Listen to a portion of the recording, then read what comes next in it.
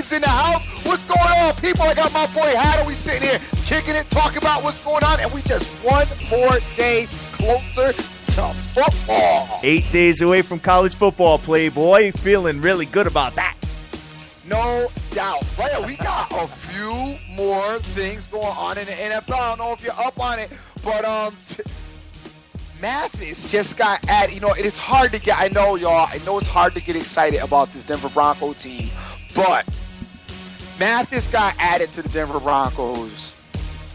I mean, the Denver Broncos defense right now looks stupid, all right? I know I hate getting excited about them because we know they got Peyton Ball back there. They're going to probably blow up, though, for most of the season and then do their thing. But, hey, they look really good. That defense is greatly improved. So they're expecting big things out of your defense this year.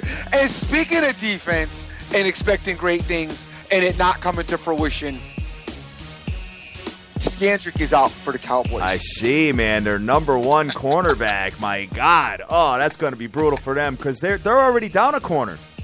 Oh, my God. They're already down Brandon Carr. Brandon Carr's already gone. So, I mean, I know. There'll be a lot of slow singing and flower bringing. We them boys, holla.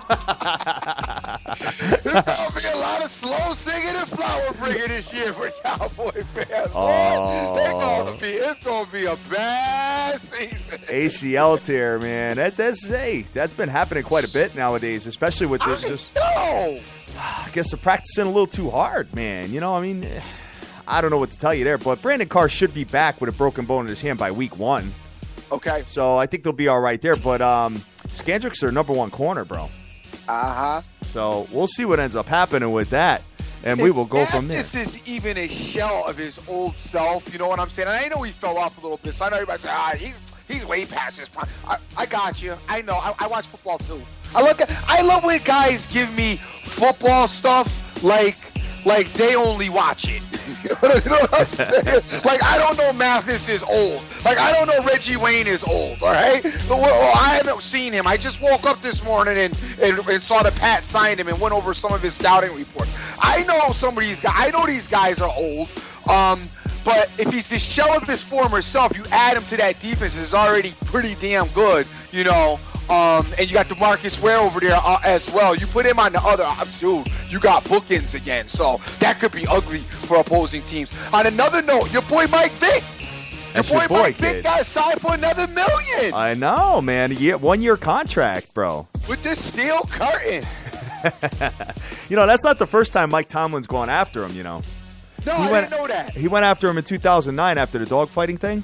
Oh, really? Yeah, and he ended up not signing with Tomlin and the Steelers. But, yeah, he went after him, man. Probably because he wanted to play, and he knew that he wasn't going to play if he went there. Yeah, man, after Bruce Godkowski went down, he's got the finger injury. He's got to have surgery. And it's not the only thing wrong with Godkowski. He's got a little shoulder problem, too. So they had to bring Vic in. Let's see what ends up happening with that, man. How do you think he'll fit in with the dynamic over the steel curtain? Dude, well, first of all, he's not going to play. I mean, Ben's... Yeah.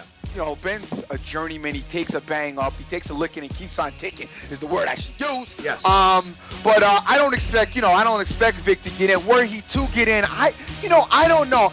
I hate to say it, and I know I'll get ripped about it, but whatever. I don't care. Everybody got their own opinion, all right? We're all novices because I ain't an offensive coordinator or a scout for the NFL neither. So if you're not, then maybe your opinion isn't all that either. But my point is that I thought that Vic, I personally thought that Philadelphia let go of Vic too soon, and I thought that Vic was actually probably out of all the quarterbacks who's played in that system so far, I thought he was the best. That's my opinion, all right? I get, maybe done. I get, injury prone. I saw all the stuff everybody else saw Vic do, okay? But I'm just saying that I felt that, maybe another season under his belt in that style, maybe another year with that coaching staff, maybe he would get abreast of it. I don't know. I saw how awful he was on the Jets afterwards. I get that too. I wasn't the biggest fan of him going to the Jets in the first place. I thought that was a bad move on his part. But in Pittsburgh, hey, look, they shouldn't lean on him much. They shouldn't rely on him. And if they do, it'll be in a limited capacity. So I think you'll be okay. Yeah, I think it'll be good. Well, they're going to definitely need to score some points with that defense player. Yeah, no, get it. Oh, we had a good time, man, talking about hand plays yesterday with college football and the whole package. I can't wait. Ass money. Yes, it's going to be really fun, man. It's going to be really fun. And, then we got the pro football starting right after that, a week later. And it just so happens that I've got my 5-year wedding anniversary next weekend. So that Saturday I'm going to be kind of off the map, which I'm heated about. Oh, that's good. No, I'm happy for that. Oh. And then opening week of the NFL, I've got my wife's 30th birthday, son. And she was actually going to tell everybody, oh, let's invite our friends to something on Sunday. I looked at the calendar. I said, well, first of all, there's no way the Dream is going. There's no way my other boy is going. So you can forget that.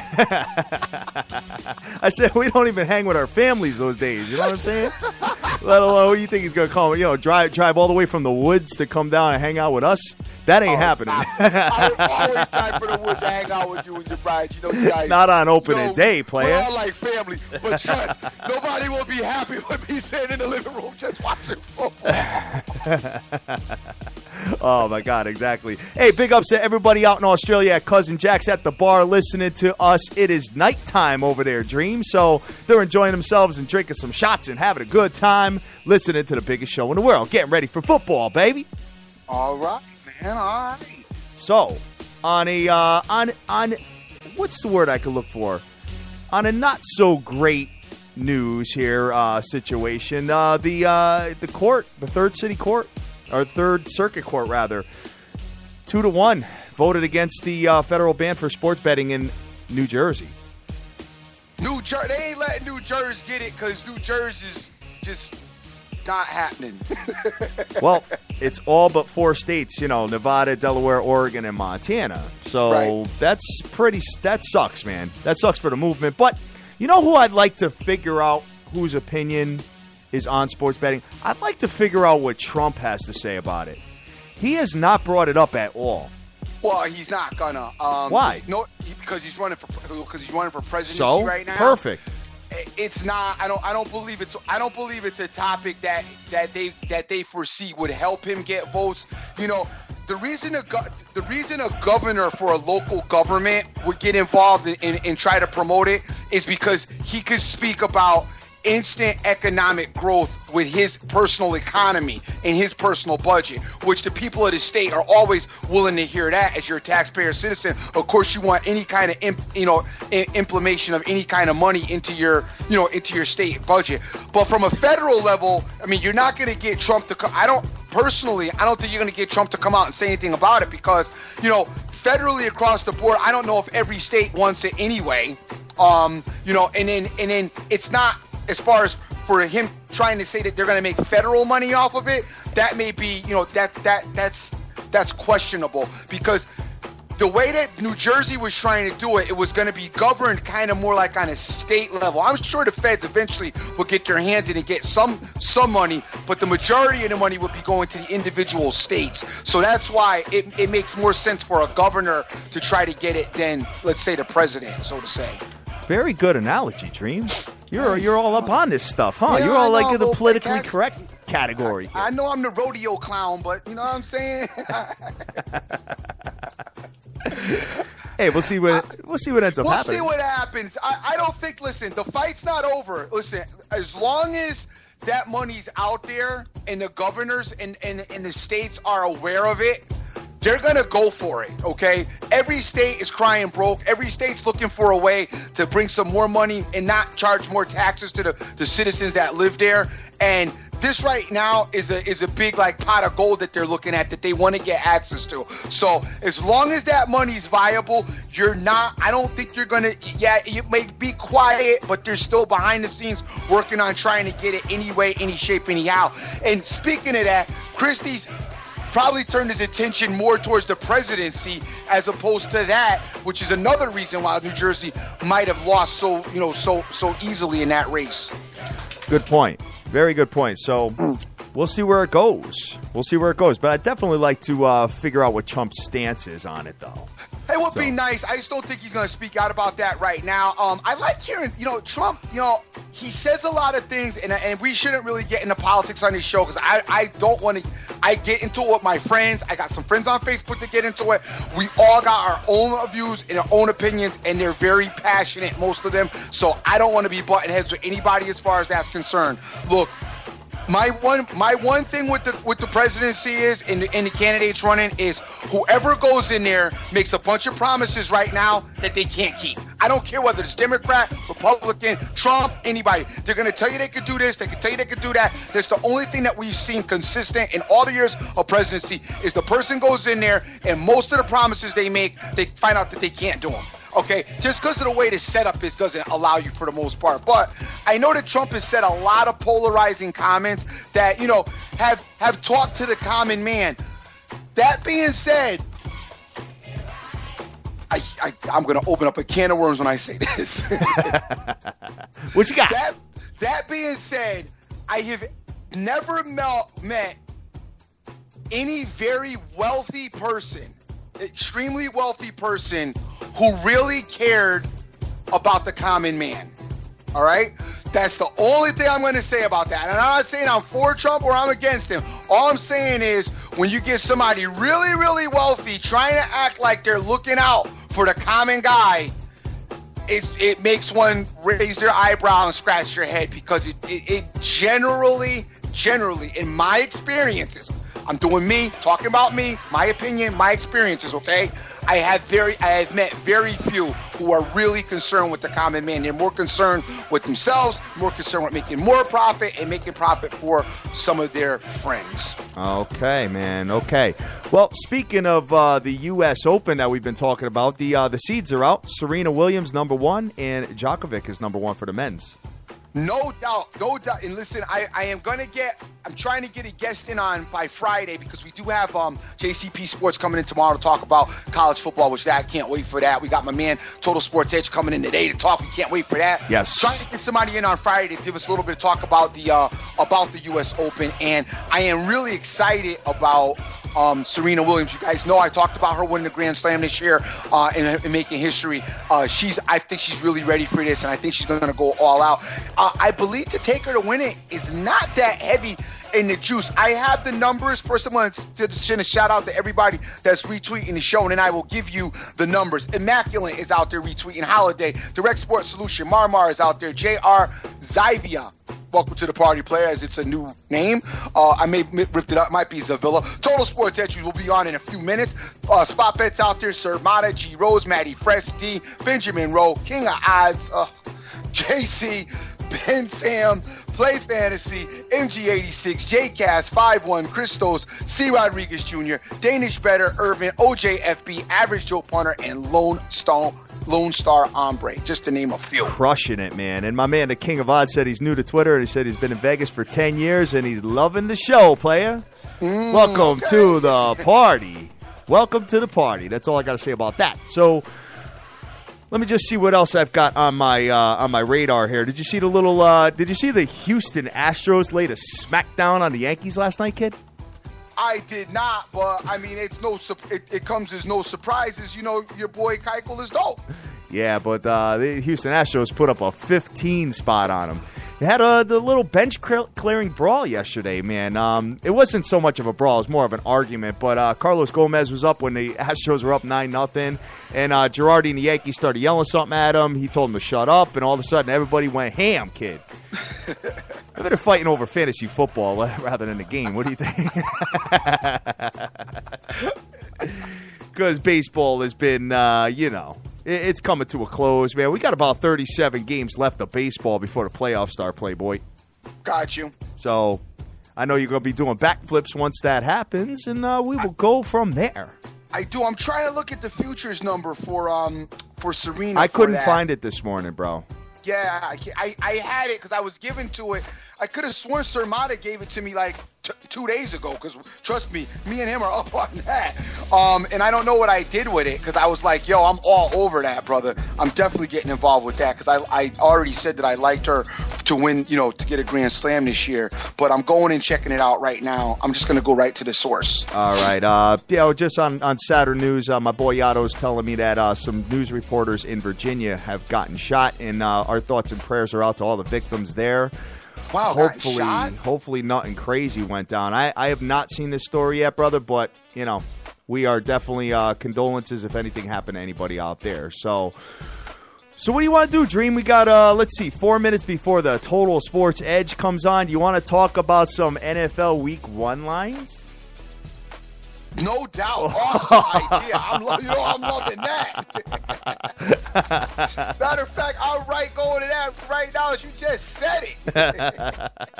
I figured, I'd bring your spirits up a little bit, you know what I mean? And because, all the baseball we've been doing, I've been, dragging you through the baseball season by your shirt. So I figure, let's talk a little football while we're waiting for the Total Sports Edge to call. No so doubt. you got the lines up? I do. What do you got for 1 o'clocks?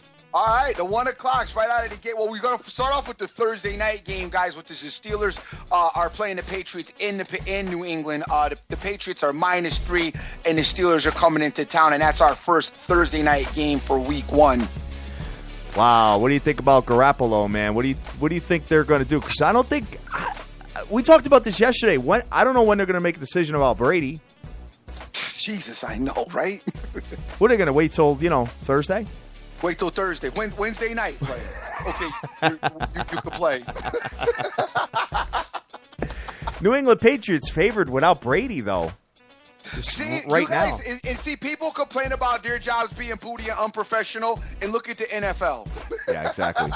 Exactly. You see what I'm saying? You got a guy like Tom Brady right now, all right? Super Bowl winner, loaded, model wife, everything, all the bells and whistles, all the money he makes, and he's on the hot seat, on the edge of not knowing whether he's got to get suspended or not. Just like the guy that, I don't know, broke the coffee machine in the break room. On the outside looking in. If you $50 million or $5,000. Right. Exactly. I want to see what that Pittsburgh defense is gonna bring, brother. I'm gonna not comment on this game as there's possible going to be a serious topic. This will be a big topic come a little bit closer to the game time, so I'm gonna leave this one alone as it happens to be a polarizing game for some other individuals that we may have on in the very near future. So polarizing game, nice. We'll move right in. And don't steal my polarizing. But I'm not. Steal my words. You got our plethora. You got our fruition. Don't be eyeballing polarizing, player. You got into what I alluded to earlier. Catchy words here at the biggest show. Hey, you know what we got? We're a little sophisticated here, player. We got some decent words. No doubt. We can start a suit and tie every now and then. You ain't gonna be embarrassed with us at the debutante party. Yes, definitely not. So listen, what else you got? Here's my favorite, and you already know my favorite line, and it is at 4 o'clock, not at 1 o'clock. So this will be probably the bailout play. Definitely the ham wager. And that is, where is it? Did they remove that line? No, there it is. This is a 1 o'clock. I'm sorry. The Indianapolis Colts are playing the Buffalo Bills. Yes. They're coming into Buffalo. The Colts are -2.5. The Bills, Matt Castle, EJ Emanuel. Okay, don't know really which one's going to start yet. It looks like it's Castle. Rex Ryan, who I think is the defensive coordinator in the capacity of a head coach. All right, Shady McCoy, little teeny bit banged up maybe. Andrew Mouth foaming at the mouth, all right? Ready to come in, ready to do his thing, ready to get – listen, all great quarterbacks want to get that first win. You can look towards Peyton Paul. You can look towards Brady. You can look towards Drew Brees. They all want to try to get that – Aaron Rodgers, all want to try to get that first one under their belt right out of the gate. I expect Andrew Luck to be in the exact same mindset to go out there, get that win, especially on the road. Then you come back home, and that coming back home is that much more celebratory as you already won one on the road. I think the Colts get it done, and at 2.5 is really appetizing, but I'm still money line. Well, it's nice. They're a dome team, but they are playing on grass that day. But it is week 1, and it's going to be probably some decent weather out there. You know, you're probably going to be at, 70 degrees, 65, 70 degrees, something like that. So the weather probably won't be a factor unless it's pouring rain. So would it be in week 1, dude? I don't think even if it was like a foot of snow out there, it would be a factor. The guys are so excited, ready to play. You know what I'm saying? Ready to get into it. You know, we really started hating the snow after like the 3rd snowstorm, yes. You know, which is like, in our case, 2 days after the first one. You know what I mean? Now we're all wrap with it. But that first one, the kids are outside. You're having a little snowball fight. You're excited. Whatever. Okay, dude's been sitting on the bench. They've been practicing, going through their spring, you know, their off season drills, you know, working out, doing their scrimmages, doing their preseason. They're ready to go. You know what I mean? They're ready to play. They can't wait for week 1. The emotions and the energy is at the highest level week 1. I got you. Well, on the road, it might be a pretty difficult place to play, man. We'll see what ends up happening there. I think they're going to be good, and I think if they do their homework like they should, Rex Ryan, I see the caller coming in. Yes, sir. Got my man Terry from Total Sports Edge. What's up, brother? What's going on there, SBTV? How's it going, boys? We're good, man. Just breaking down some NFL Week 1 lines, player. Oh, nice. I called in at the right time then. Yes, you did. You know, I've been torturing the dream with baseball for like a couple of months now. I say, you know what? Let me help you out and start talking some NFL Week 1. So, and I knew that was on your brain today, so I figured, hey, let's just start the show off with a bang and do it from there, and we will talk to you about it. So, Terry, we are talking about the Indianapolis Colts versus the Buffalo Bills Week 1. Indianapolis coming in as a 2.5-point favorite. What's your take on Andrew Luck at the helm in this particular matchup? Well, I guess straight out of the gate on with the Indianapolis Colts here this year, I think like everybody, unless some kind of crazy injury happens here to Luck throughout the season or something, they've got to be a top contender, I think, to make it to the Super Bowl and really go quite far. I think Buffalo's definitely got some real issues right now at the running back position, as everybody kind of knows. I think they're 5 deep into it right now, looking for a 6th man to step up and run the ball for them, which, do they make a move for one of these guys? I can see them doing that Ray Rice deal or whatever it might be, but they really need some help running the ball, considering that's Rex Ryan's go-to system this year, as he's been, out there and quite open with telling everybody. The defense of Buffalo is going to be a real problem, though, for a lot of teams this season coming into Buffalo. It's already a pretty tough place to play. For, I think, other teams coming in, they're going to cause some real headaches and real problems, and probably going to be a good look, throughout the season at home for sure. But it's really tough to think that the Colts, don't get that done by 2.5. But it looks like a good spot for the Colts. They look like the team to beat this season for sure. So, and the thing the thing I like to talk to about with Buffalo and a good defense, as all good defenses are, but when you're on the field for 2 hours, yeah, because your offense is 3 and out, you will eventually not look that good, especially with Rex blitzing you to death, and constantly trying to blitz.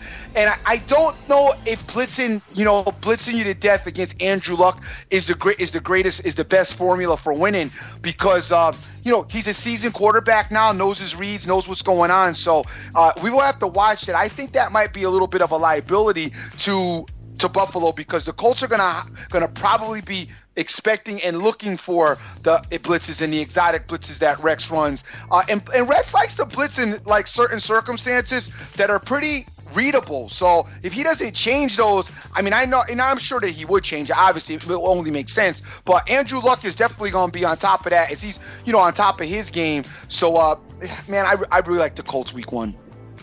The thing is, with the blitzes that they're going to be running there in Buffalo, they've got a real benefit and advantage there to be able to kind of let loose and do that, because you got to remember, don't forget the secondary that the Bills have. The Bills have one of the best secondaries out there right now, and it could be a little bit of a tricky one. Early in the season, typically defenses tend to win games as offenses are trying to come around and get their stuff together. But when they're putting that much pressure on Luck, I think there's a reason why we're not seeing this line climb up any higher. It is strange to see it just sitting there at 2.5 points and not really moving. But you got to really remember that it's not only the blitzing and that front that the Buffalo Bills have, but that secondary is gonna be picking off balls like crazy this year, especially at home when they get the fans behind them. You really got to be careful. And early in the year, that could be a tricky spot, getting all that pressure and having such a good secondary that's so powerful, backing up that front push. So, it's a tricky one, to be quite honest with you. It's kind of one that I'm not paying a lot of attention to, because I really hate week one going after those games that look too obvious, because a lot of times those come back to bite you. Those games just look too easy. And I think for a lot of people, they're looking at that 2.5 saying, geez, that's just too easy. Well, if it was too easy, then the line would be a little higher than that already. So I don't know. It's going to be interesting. Buffalo does have a solid defense, and it's not just that crazy, pin your ears back and come from the edges. They're going to be able to come from the edges, and they're also going to be able to sit there in the middle and pick stuff off. So, it's going to be an interesting game week one, but I think after week one, anybody going into Buffalo better watch out. I don't know if I fully agree with that line being shaky. I'm going to tell you why. Because historically in football, depending on, especially NFL, not so much college. College has different point spreads for home field advantage and whatnot. But if you were to flip this around and put it in the Dome in Indianapolis, you're looking at the Colts as an 8.5 point favorite. So it kind of makes sense to me. Well, the line, it's not that it's a shaky line. It's just an interesting line, because it's 2.5 points for Indianapolis. Obviously, a far superior team offensively and all the way around. As far as looking at last season to the Buffalo Bills, but you would think that by game time that at least reaches 3.5, and once it starts getting to that point there, then you got to be a little more careful. It depends. If you're laying your bet right now, probably Indianapolis Colts is the way to go. But if you wait around until week one, I don't see that line staying at 2.5. I see that line going up a little higher. Well, when I got the 2.5, I'm be honest with you, I'm looking at a teaser, like a 6-point teaser, to get 3.5 plus 3.5 with the Colts. I think that's definitely the move. Terry, what's your thoughts on the extra point being moved back and a new 2-point conversion craze that everybody's doing?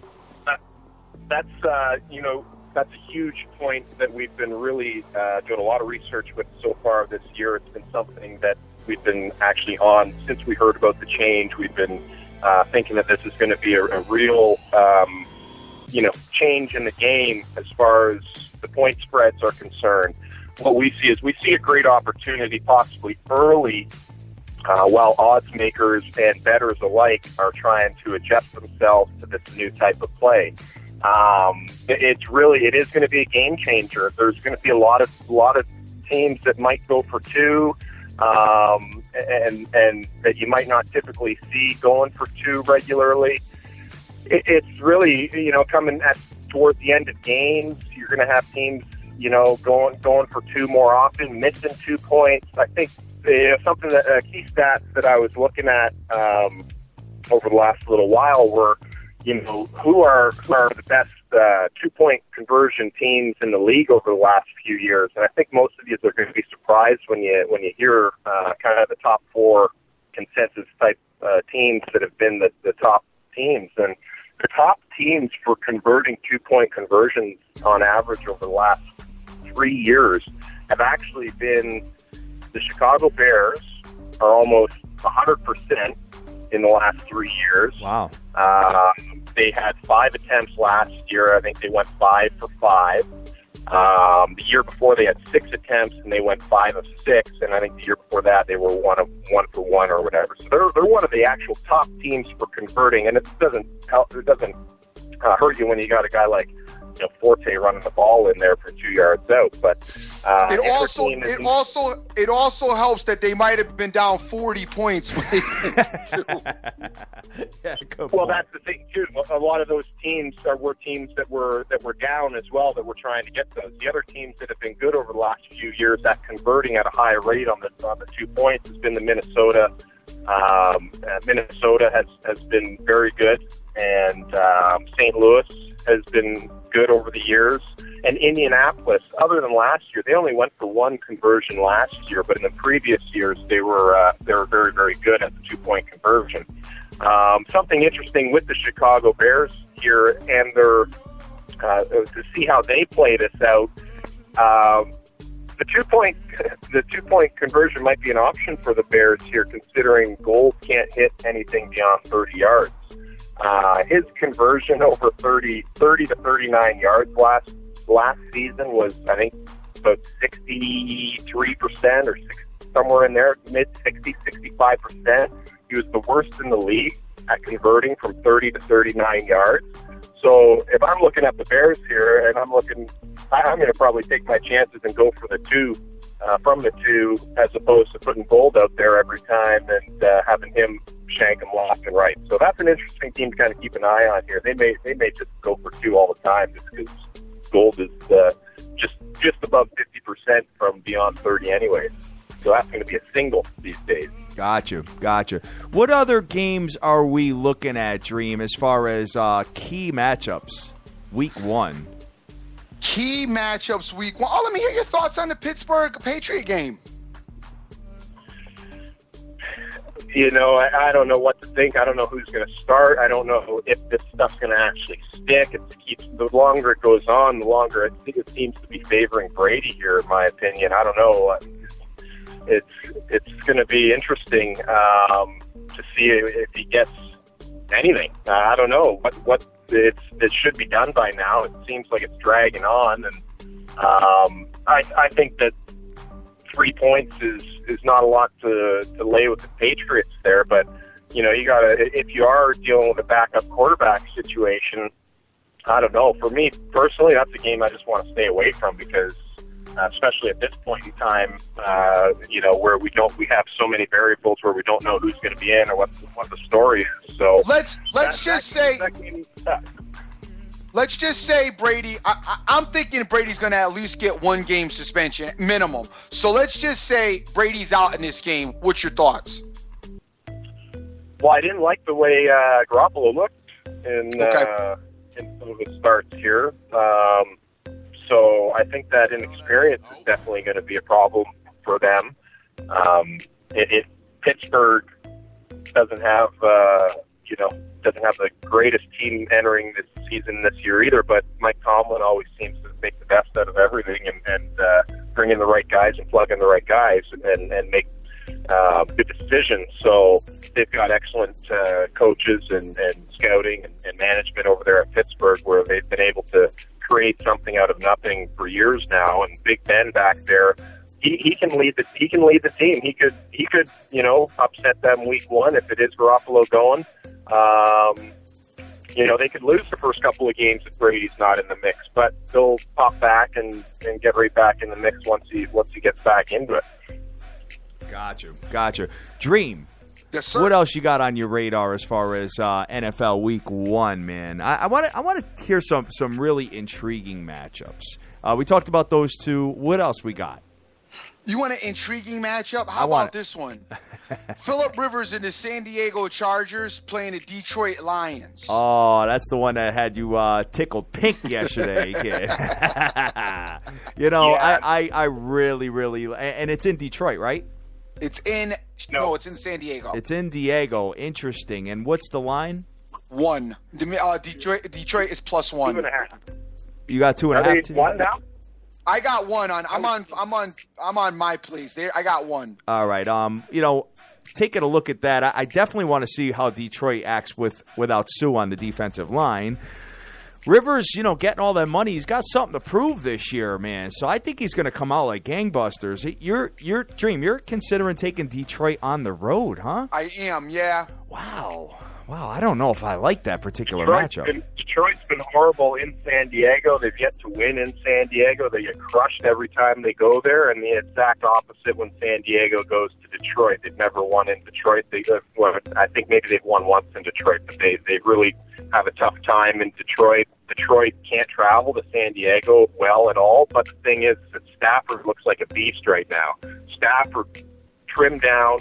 He went through a serious offseason workout program, put on some muscle, lost the baby fat, and his arm, he's just slinging right now. So when you got Calvin and you got him rolling, it's going to be tough. I see that game coming down right to the bitter end. Like literally, whoever's got the ball last possession is going to be probably the team coming out with that one. But it is going to be tough for Detroit just because historically they have not traveled well and fared well in San Diego or on the West Coast or away from home, period. So that's my only concern with that game there is the fact that Detroit has yet to prove that they can play on the road. And until they do prove that they can play on the road, I don't know if I'm going to be really too hot and heavy to go taking them. But and San Diego, you're right. Phillips got that big contract to live up to now. But Stafford, I'm telling you, he's been looking really good, and he's in great form right now, in great shape. So they could do it week one.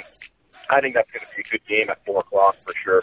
Yeah, I've noticed a lot of dome teams going on grass and playing pretty bad last year. Dream, remember we had that was like a big trend that we had going on, and it was always coming out. Yeah. It was always coming out. So something to take a look at with that.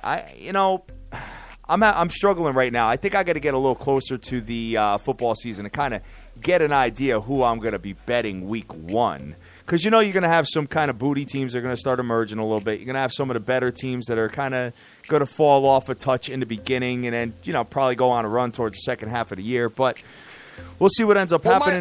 My only issue is I say that if we're going to do history, then we remember that San Diego loves to start off terrible. They usually drop their first few games, year in and year out. If you look at their history, they don't start the season well. The other thing is, like I said, week one is a little bit of a different dynamic than any other week in football, as you've been waiting all summer long to play. You finally suited up. You got your stuff on. So I don't feel that the road, the dome, to grass, I don't feel that that's going to be so much of an issue to make big of, as everybody's going to be fresh and energized and wanting to go. So I think if you're going to get your cleanest look out of a team, it's definitely going to be their week one. Now that works both ways, because obviously the home team is week one for them too, so they're going to be as up and as excited as the other team is. But I think when you talk about a team on the road and you talk about a dome team playing on grass, I think you could discount those parameters just a small fraction, only because being game one of the regular season should be able to I don't feel that there'll be an issue. Got it. Well, and in San Diego, for example, it's going to be perfect conditions. So you're not going to get any better conditions than what you're going to be getting in San Diego, I'm sure, for game one, because it's just going to be perfect sunshine. So if Detroit can't handle that, they got some problems. But that's true. The week one has historically been very good for us. Last year we went 5-0 on our top 5 plays, and then we sent out a bunch more. We went 8-2 overall on week one, and we actually smashed it pretty good for the first few weeks, because we take a little bit of a different approach during week one. We try to we don't look for those games that are way too easy, because like you said, nothing is too easy in week one. Everything is difficult in week one. So, and a lot of those easy lines that you look at, that's easy, that's going to be no problem. Those are the ones that they sucker you into, and you end up getting smoked on. So, week one's definitely a breed of its own, and you got to tread carefully and really kind of know what you're doing, and don't think anything is too easy going into week one, though, or else you'll get snake bit. Any other thing, the last point about that, too, is if you and I are cognizant of, one, Detroit not playing well on the road and Detroit going from the dome, going to grass. I'm sure that's been a theme of this offseason right now, and I'm sure they're probably right in the ear of them right now, and they're cognizant of that as well. So they may be coming out to do a little something about that, or to prove otherwise this year. So it is obviously that, you even saying that actually makes me lean a little bit closer on Detroit, because that's probably been all the talk. Hey, we got to win. Last year, them playing football on the road may have cost them a playoff game in Dallas, okay? So they got to be saying to themselves, this year, we need to win these road games when we're away from home. We need to win in a hostile environment, so that way we have home field in Detroit this year for the playoffs. So that might be a little bit more of a plus for Detroit than necessarily a minus. Yeah, absolutely. But then you've got the same thing working against you on the other side with San Diego and their poor start. So that's why I think that this game is just a danger game. You've got both teams going in with something to prove. San Diego wanting to get off to a big start. Phillip Rivers wanting to live up to his contract, and San Diego wants to obviously win week one at home, something that you really haven't done over the years. They haven't done very well early, and you got Detroit coming in with something to prove on the road. It's a great setup by the schedulers for sure. Schedule makers, right? Yeah. You're it's putting both teams that have these two issues going against facing each other week one. So it's going to be a real interesting game. Cool. Got All it. right, Got it. Cowboys Giants, the Sunday night game. Well, man, this Cowboys team is just dysfunctional. Put you in the hot seat. They're falling apart. They've got issues. They're fighting each other. Des Bryant's problem over there. I don't think he's a real good guy in the locker room, to be quite honest with you either. You've got the injury. Any guy that slaps his mom has got issues. Yes. Well, yeah, he slaps his mom, he slaps his players, he slaps everybody. He thinks, and he's probably about to get slapped. And there's going to be guys coming out for him this year. For me, as far as up and down teams, I think that the Giants have huge upside this year. That's a team that I'm going to be looking at very closely throughout the entire season. Here's some interesting stuff that I'm not sure that everybody was aware of, but Eli Manning right now has been doing some exceptional training in the off season, and he's recognized something here, and it's probably been passed down through the family, from father to brother to Eli. But what you're noticing right now is Eli's arm strength is incredible. He went in the off season this year and worked with a professional major league pitching coach this off season. And what he's been working on is something that the NFL quarterbacks and NFL hasn't really put a lot of attention on over the last few, number of years, is the arm maintenance. And the pop coming out of his arm right now is unbelievable. And I think what he's done is he's obviously realized Peyton's probably come to him and said, hey, listen, man, I'm 39, turning 40 years old here, and I don't got any more pop in my arm. And it's not something that you can just gain back. Like, it's not something that Peyton can just go out there now at 38, 39, 40 years old and say, hey, I'm going to go out there and work out my arm and do all this arm maintenance stuff and all this pitching training like major league pitchers, and do all that type of routine to build the arm strength. Because once you reach a certain age, everybody knows that's not going to happen. It starts to deteriorate. But what Eli's doing here right now is at 34 years old, he sees that. He knows that. He sees it from his brother. He knows it from the family. And he says to himself, going in the off-season, looking to sign this big contract, that he wants to get that arm in shape. And with those three receivers that they've got there, watch out. And that arm, he's going to be something to be reckoned with this season. And I see a huge, huge upside on Eli this year. And unfortunately, Dream, I see a downside with your boy. And only because of the system that they're going to be running there in Denver. I don't know if that's really conducive to his style. They're going to be running the ball a whole lot. And and that offensive line is terrible right now. He's got no protection. He's going to be laid out on the ground a lot more often if they're not getting rid of the ball quickly. And his arm strength, I've been watching him in preseason here, and it's the same old, same old. It's duck after duck after duck after duck coming out of his arm, and his arm looks weak. He's like it doesn't look right. He's not strong right now. He had the leg injury. He's trying to play it off as he was definitely ill last year. These are all the kind of injuries that you're going to see Peyton Manning continue to get.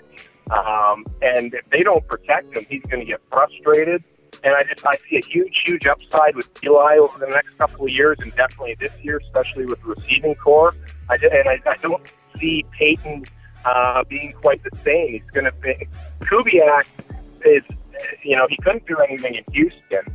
I think they almost brought him in as a scapegoat here if they do have a bad year, because he's a quarterback guru, but there is no guruing of Peyton anyway, so you can toss that out the window. It doesn't even matter if you bring in a quarterback guru or not, because Peyton calls his own plays and does his own show, so that doesn't matter. The defense is hopefully going to be better than 20 seconds, because they were terrible last year. I thought that they were good, they were bad. 22nd in the league and got tired and, looked old out there in a lot of situations and couldn't keep up the pace in the fourth quarter was a big problem for them. I see a huge upside for the Giants and the Manning brothers. I see them switching roles here now, and I really like what Eli's been doing. I gotta throw the break. Let me throw the brakes on you for a minute. let me slow you down for a minute, my man.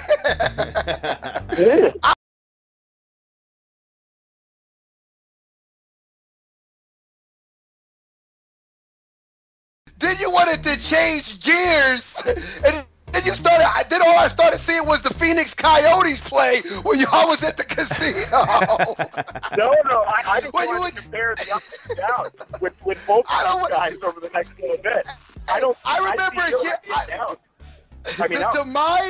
The demise of Peyton Manning. I remember hearing that 3 years ago when he went down in Indianapolis with the head injury. Peyton gonna be all right. All right. The first thing about Peyton, and I hear everything you're saying, and I obviously respect it. We're obviously joking around a little bit. I'm sure there are some concerns in Denver. Me personally, my issue with Peyton is not like in the regular season with his regular gameplay. My issue lies with him, at the end of the season and what happens to his body over the course of, the 16-week season. That's more of my concern about him. As far as the regular season, with their schedule and with the way he is, and Peyton Manning has forgotten more than the average defenses know. So with his savvy, his ability to read defenses, his homework, the way they set things up, the no huddle, for all the elements that he has in his game, it's gonna be successful. Now, is it going to be Peyton Manning's bar of success or what the public's perfect section of success? I don't know. That's the question mark. But he's still to me, one of the smartest quarterbacks, to run the offense there. The Broncos are going to be successful this year regardless. It's just they play too many teams that just are not that good and are not that talented. And when you say that, there's not that many teams in the NFL that are that good and that talented, period. So Peyton Manning's going to be successful. The question is, how successful will he be? Is there going to be a huge drop off, which you're attesting to? There may be. They are talking about running the ball a little bit more. They are talking about doing some things a little bit differently. We'll have to see what happens. The defense has maybe gotten a little bit better, but I still think Peyton's going to be, quasi successful in the regular season. He'll be all right in the regular season, but the thing is that I don't think that he's going to be as good as he has been. And they have to run the ball well. If they can run the ball, then they'll be all right, because it'll give him some time back there. But the offensive line is not a line that's going to give him any time. So you're going to be seeing a lot of these quick little 5-10 yard passes and stuff like that he's obviously been really good at. And he is the best student of the game. Absolutely, he is the the smartest probably quarterback that there's been, and definitely, but the age is definitely the problem coming down the stretch as well. Like you said, after 16 weeks, if he's still around, is going to be the problem because he's 40 years old this year. His fingers are numb. And that explains all the nuts, because how do you throw a spiral when you've got numb fingertips? How much of the fingertip is numb, I don't know, but I gotta say that it's gotta be half of the fingers, and that's probably a big reason why you're not getting the arm strength and the spiral on the ball that you're used to seeing these NFL quarterbacks throw. And if he takes another stinger, he just might lose the rest of the feeling in that hand. I don't know. He keeps sitting there saying he wants to wake up one day to, actually feel again in his fingertips, and it's not happening. That's not a good thing for a quarterback. I've yet to know or hear of a quarterback that's been really, successful that's had numb hands. And that really explains a lot for me in his strength in his arm and his spirals and stuff like that. And some of these little fumbles that he's had is obviously the numbness in the hands. Whether it's getting better or worse, I don't know. I can only see it getting worse as he gets older. But he's going to be good. I think that there's more.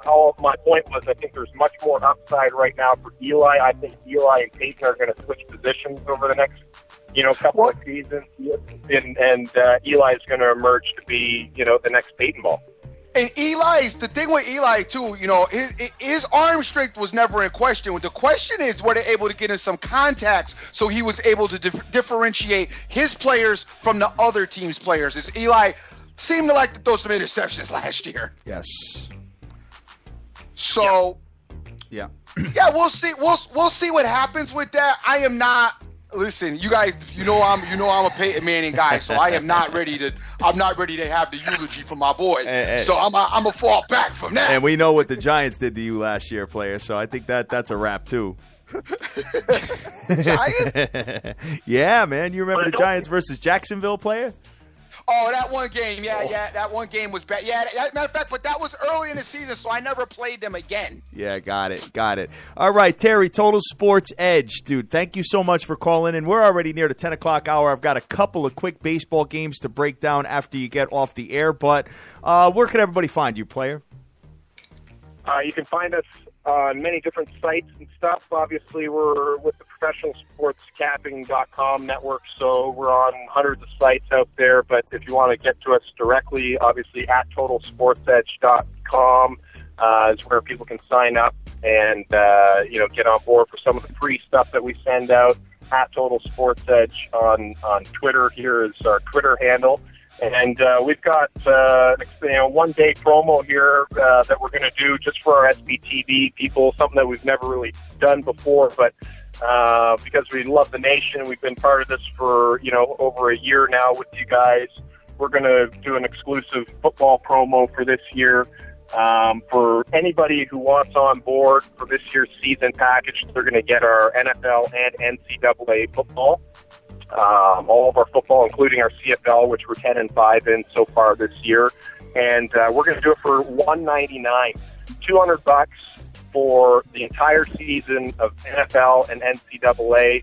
We hit 61% last year on NFL, and that was based on average probably between 7-8 plays a week. We're cutting that down this year considerably. We're entering into the Super Contest in Las Vegas. And we're going to be sending all of our members the same plays that we'll be playing in the Super Contest. So, every week we'll be sending out our top 5 plays, and we look to increase our 61% that we went on an average of almost 8 games a week last year. We look to increase that this year considerably and hopefully get into the money here with the Super Contest. So anybody that sends us an email at info@totalsportsedge.com today, or DMs us on Twitter. If you get on board, $199 today. That's it. After that, obviously, prices are going back up and stuff, but we thought we'd offer that to all of our SBTV family, and we're looking forward to having a great year, and hopefully maybe we can talk with you guys when we're down in Vegas there week 1. Sounds good, brother. All right, you have a great day, Terry. Thanks so much for calling in. Thanks, T. Okay, boys. All right. Take care, brother. Have a good one. Take care. You Hey, too. and real quickly, we'll do our SBTV disclaimer as always. Guys, we don't tell you to use them. We're not telling you to go to him. We're not telling you he's dope as hell. We're saying he's on the show, giving out his information. If you like him, give him a call, talk to him, and then come up with your own opinion. Yes, sir. Yes, sir. All right, Dream. So we got to talk real quick, and I'm not going to make this long. We're going to talk real quick just about a couple of key matchups here in the MLB, and then we're going to close out of here and be done with it, man. So let me look at it real quick while I have you on the line, and we will go from there. So, Dream, Michael Pineda is coming back for the New York Yankees tonight. Who's that? Who's the Yankees?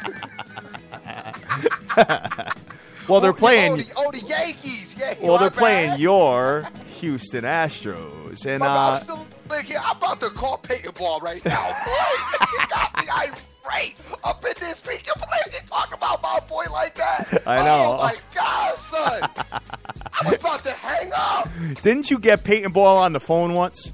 Oh. You did, right? Didn't your boy put him on the line with you? No.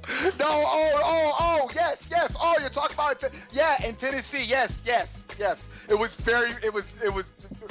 We don't even talk about that, son. But yes, I had a friend of mine who worked for the Tennessee Titans, and Peyton's very apparently, very, like cool, like with speaking to the, the people that work in the organizations and is shaking hands and all that.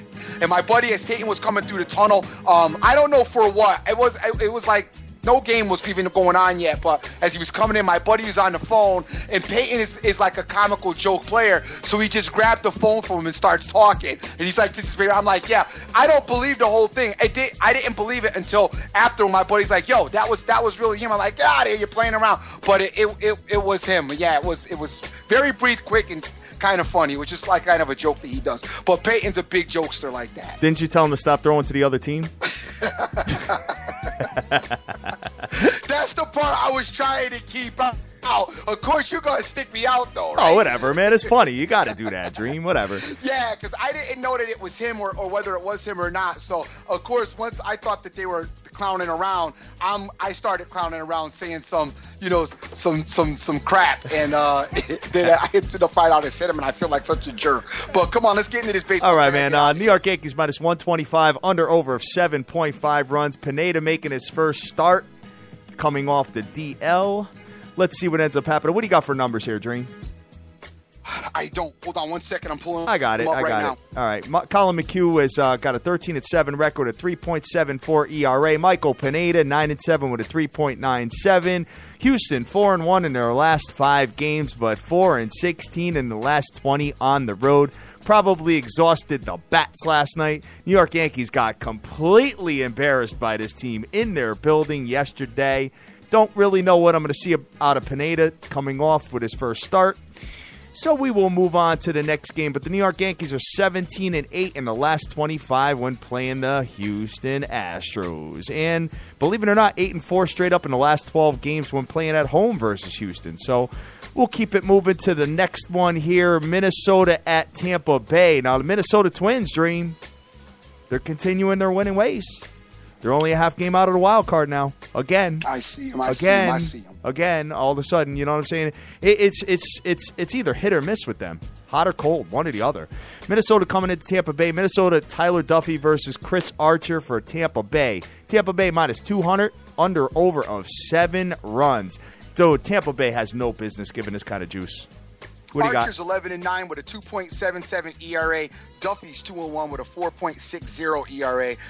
The Rays are 31-32 at home. The Minnesota Twins are 26-37 on the road. Minnesota riding a 5-game winning streak, and all those 5 wins have come on the road, Dream. Damn. They are 6-16 in the last 22 when playing Tampa Biscuit, but I don't really like this Tampa Bay team. They score less than 4 runs a game. Minnesota scores just under 4.5 runs a game, surprisingly, man. And when you look at this, Minnesota was a really, really bad road team up until this last stretch where they're kind of doing their thing a little bit. When you look at Chris Archer here, let me just see what he's done in his last few outings. Chris Archer, Dream, I know you love this.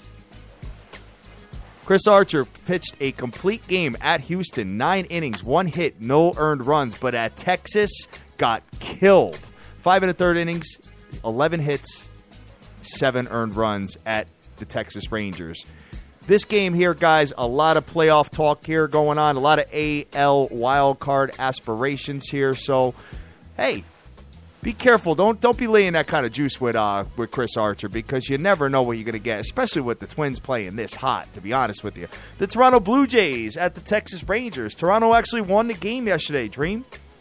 Texas was up 5-3, and all of a sudden, the bullpen came out, and the clowns came out of the car, like you always like to refer to, and sure enough, Texas Rangers blew the game. Toronto is putting on David Price versus Colby Lewis of the Texas Rangers. Toronto on the road, minus 180 in Texas. Under/over of 8.5. Dream. Texas getting plus 160 odds at home. What do you think, man? What do you got for numbers? The numbers are Colby Lewis is 14-5 with a 4.29 ERA. The Rangers, are 28-31 at home. Blue Jays, 30-32 on the road. Price is 12-4 with a 2.40 ERA. To be honest with you, I kind of like Texas as a plus 160 underdog. I got to be completely honest with you about that. I don't know if I'm definitely going to do it, but it's definitely something that I am leaning on, guys. This Texas Rangers team is good. I don't see them being a plus 160 at all at home, to be honest with you. But I do like the next game better, and that's Baltimore at the Kansas City Royals. I've been watching Johnny Cueto at home. He's been lights out, and he is going versus Wei-Yin Chen. Kansas City minus 155, under/over of 7 runs. Dream, you all right? I am. I don't know what happened. Something went down the wrong You choking on baseball? Go ahead, man. All right. Let's see. I'll give you a little bit more of a break here. Wei-Yin Chen, 7-6 with a 3.13 ERA. Johnny Cueto, 2.7 ERA with a 9-8 record. When I look at this particular matchup here and I see what Johnny Cueto has been doing, I know that at Boston he got lit up. We were watching that game the other day when we were out, Dream. But at home, he's been lights out, man. Versus the LA Angels, 8 innings, 8 hits, 1 earned run. And versus the Detroit Tigers, who are number 1 in on-base percentage and batting average. 9 innings, complete game, 4 hits, no earned run. So you know what? The way Baltimore's been playing, I'm feeling the Kansas City Royals in this game, Dream. All right. So that's what I'm going to do. Going to the next notable matchup here that we have, St. Lucia. Dude, they're doing their thing on the road, man, beating up on the Arizona D-backs. I guess this team is for real, Dream. I've only been telling you since the beginning of the season. Yeah. John Lackey versus Patrick Corbin. Pretty much even money all across the board with an under/over of 8. I think Arizona wins this game, though. What do you got? All right, we got Corbin is 3-3 with a 4.009 ERA. Lackey is 10-8 with a 2.99 ERA. The Cardinals are 34-26 on the road. The Diamondbacks are 30-31 at home. All right, man. So Arizona Diamondbacks have now dropped under 500 as they love to do. St. Louis Cardinals, first team to 80 wins, 80-45. My God, kid, 35 games over 500. Anything short of the World Series is going to be a disappointment for them at this point with 80 wins. No doubt. St. Louis 13-6 in the last 19 games, and Arizona 4-2 straight up in their last 6, and 2 of those losses were against the St. Lucia Cardinals. I'm looking at this. I think Arizona gets the job done. I think they can outscore St. Lucia today. Even though John Lackey's been somewhat decent, I think Arizona gets the job done. And I think that might be a game I mess with. The next one we have is the final one we are going to talk about. And a big shout out to my boy Shy Picks, who's been dying for us to talk about his Chicago Cubs. And I got to be honest with you, Dream. We did talk about the hottest teams in baseball being the Toronto Blue Jays, the Texas Rangers, the New York Metropolitans. But the Cubbies are hot, too. We can't not talk about the Cubbies. When you look at them in their last however many games, they've been on fire. 9-2 straight up in 11. Go ahead. I said yesterday that the Cubs were on fire. They're one of the hottest teams right now, on a tear. I said, I know people who are, I even talked about a lot of people who remember them getting swept by the Phillies like 3 series ago. Yeah, that was and tough. that being like, say it again. That was a tough series for a lot of gamblers out there. For a lot of people, right? I mentioned it on Twitter. I mentioned it yesterday. I said it yesterday on the air. But I said that they, got it going on, and they're keeping pace and they're moving in. All right, so it's the Cubs, though. It's the Cubs. You know what I'm saying? Like I don't get too excited about the Cubs. There's certain teams that will make me jump out of my seat because when you do, you get smacked in the face. Well, we got to talk about Jake Arrieta last night again, man. 16 wins, dude. Trying to peek his head out as far as a possible Cy Young winner, man. I think it's going to go to DeGrom, personally, in the NL, but we'll see. I mean, Jake Arrieta does have a case. He definitely has a case here, so, it's something we got to take a look at. But when you look at this here, the Cubs in the last 11 games on the road are one of the hottest road teams, 9-2 in the last 11 on the road, Dream. Yeah, they've crazy, been tearing it up. Crazy, man, crazy.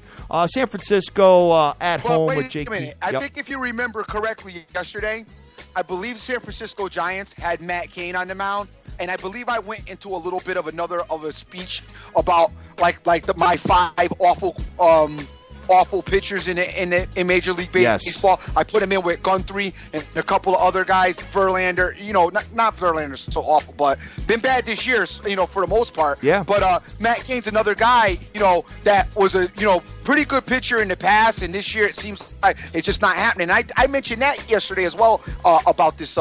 About the Giants. So I'm not that surprised that the Cubs beat the Giants yesterday. I love as much as you hate baseball, you've been on point this week.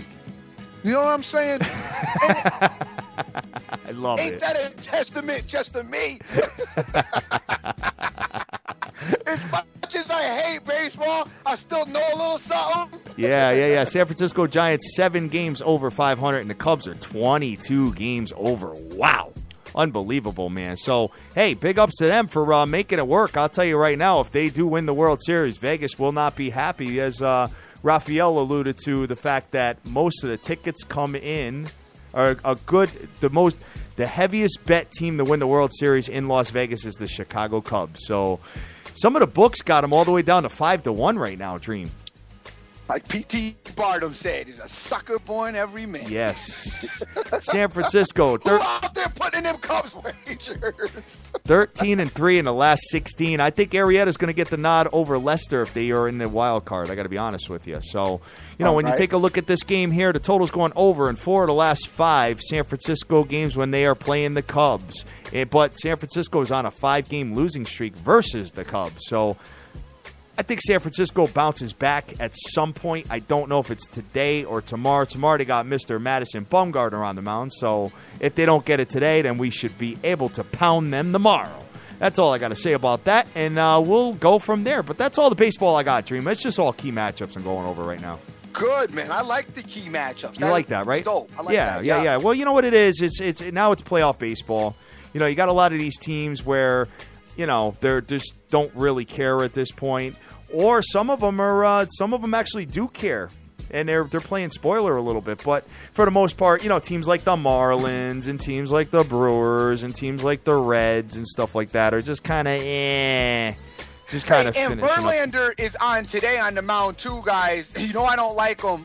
They are playing the Angels, so you might want to take a look at that. I'm not giving that. Listen, somebody asked me last night about some baseball, some no score first innings, as I guess there were a lot of score first innings yesterday, and I'm not even, dudes, I'm so far from even gambling on baseball and even trying to give out anything on baseball that I'm like, it's just not my thing right now. First of all, like I told you, I like to bet what I give out. If I don't feel right giving out a play if I'm not betting it. Because if it loses, then I feel horrible. I already feel bad enough if I lose, but I'll feel even worse if I give you something and I don't play and it loses. I feel bad about that. So I'm just not going to do it, and then I'm not going to force it. And in regards to our disclaimer, guys, listen, if we have a guy on the show, obviously we like them, and we do like Total Sports. So I don't want anybody to misinterpret what I'm trying to say. What I am trying to say though is that he hasn't paid us anything, and we haven't paid him anything for him to come on. He came on the show, obviously to give us a little bit of the information that he has and to kick it with us a little bit. And we're not telling you to go buy his package. We're telling you, go check him out. If you like what you heard, we're just offering it out there, and you ultimately make your own decisions. As it is quoted that we tend to we want to make you guys play with certain people, and we don't. But I'm just that's why the disclaimer went out. That's all. All right. Sounds good, man. I love what my boy Angelo Nunes sent me, dude. I retweeted it, bro. You got to see this picture. It's crazy. Absolutely I think nuts. I saw it already. Oh, my God. Oh, man, in spirit of Freaky Friday, we are Wednesday hump day, and tomorrow is Thursday, and we're bringing on JCP. So looking forward to breaking down some college football tomorrow. So that's pretty much it, Dream, but I am feeling Cueto at home tonight. I think I'm going to go. I think I'm going to take the Kansas City Royals and for the Baltimore Orioles to continue their slide to lose 6 straight games. So that's what I'm looking at. I'm looking at the Arizona Diamondbacks. I am looking at possibly the San Francisco Giants. And I may do a little what Dan likes to allude to as a science experiment and get involved with the Texas Rangers at plus 165 juice at home. That's pretty much it, man. What you got to close out of here?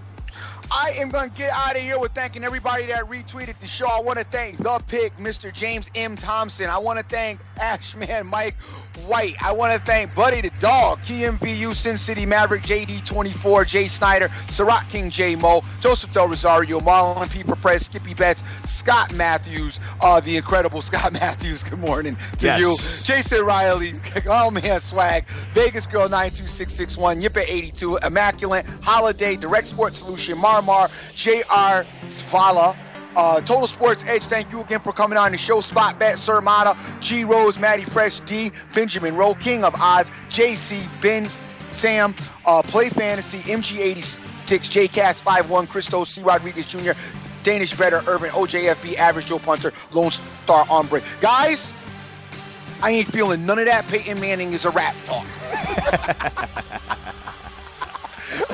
Regular season, you cannot bet against Peyton Ball. No. All right? I'm on the same page with you, brother. And if you can money line, he's still your guy. All right? Yes. Especially if they play the Raiders. You know what I'm saying? I am not ready to have the funeral for Peyton Manning. I'm sorry. Total Sports Edge, I love you to death, but I can't do that with you, player. That being said, I am the Dream. Always remember who you're with. Make the most of each and every day as you can get this time back. We're out of here. Yes, sir. Yes, sir. Guys, we are the hashtag SBTVNation on every single day, ripping up the airwaves for you. We love you to death. Go out there, go easy, do your own homework, get involved with your own plays, and get that money. Let's go.